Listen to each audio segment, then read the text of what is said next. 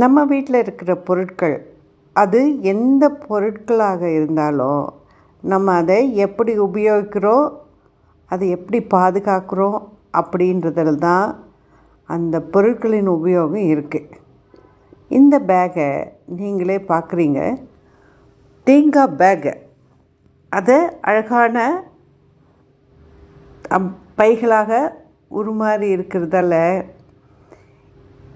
நம்ம வெளியில் போச்சு எடுத்துன்னு போச்சேவும் பார்க்குறதுக்கு அழகாக இருக்கும்.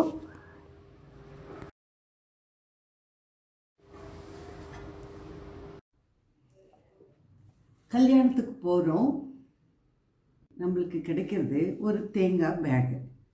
அந்த தேங்காய் பையை நீங்கள் என்ன பண்ணுவீங்க? வீட்டுக்கு வருவோம், தேங்காய் எடுப்போம், அந்த பேக்கை 1 or 2 days யூஸ் பண்ணிவிட்டு தூக்கி போட்டுடுவோம். ஆனால் இங்கே நான் என்ன பண்ணியிருக்கேன் பாருங்க. அந்த தேங்காய் பேக்கை உள்ள லைனிங் கொடுத்து மேலே இருக்கிற துணி waste material, salwar kameez and blouse பீஸ்லாம் தைக்கிச்சு மீதி எது மீறுறதோ அந்த துணியெலாம் எடுத்து வச்சுப்பேன். அதில் தேங்காய் பேக்கை லைனிங் கொடுத்துட்டு தைச்சிடுவேன். பாருங்க, வேஸ்ட் மெட்டீரியல்.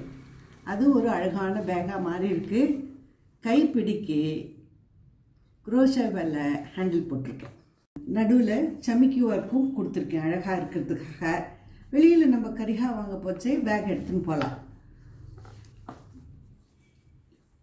இந்த பேக்கையும் அப்படி தான் தைச்சிருக்கேன். இதில் ப்ளூ க்ரீன் இருக்கிறதால இங்கே ப்ளூ கொடுத்துருக்கேன். எல்லோக்கு கான்ட்ராஸ்டாக ப்ளூ இருக்கும். இந்த ஹேண்டில் போடச்சே ஒன்லி உள்ள ஹேண்டில் போட்டு தைச்சிட்டு அப்புறம் லைனிங் கொடுத்துருக்கேன். இந்த பேக் போடச்சே குரோஷாவை மேலே வச்சு தைச்சிட்டேன். அழகாக இருக்கும். ஒவ்வொரு பேக்கும் ஒவ்வொரு விதமாக தைச்சிருக்கேன். இதுக்கு நம்மளோட சாரி பார்டர் பழசு மீந்ததை எடுத்து தைச்சிட்டேன். இதில் பாருங்க, குழந்தைங்களுக்கு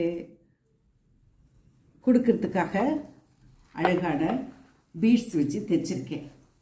இந்த மாதிரி நம்மளுக்கு விருப்பமான வகையில் அந்த தேங்காய் பேக்கை எது எது தேவையோ அதுக்கு தகுந்த மாதிரி அழகான பேக்காக மாற்றிக்கலாம். நீங்கள் ட்ரை பண்ணியிருக்கீங்களா? இல்லைன்னா ட்ரை பண்ணுங்க. பாருங்க,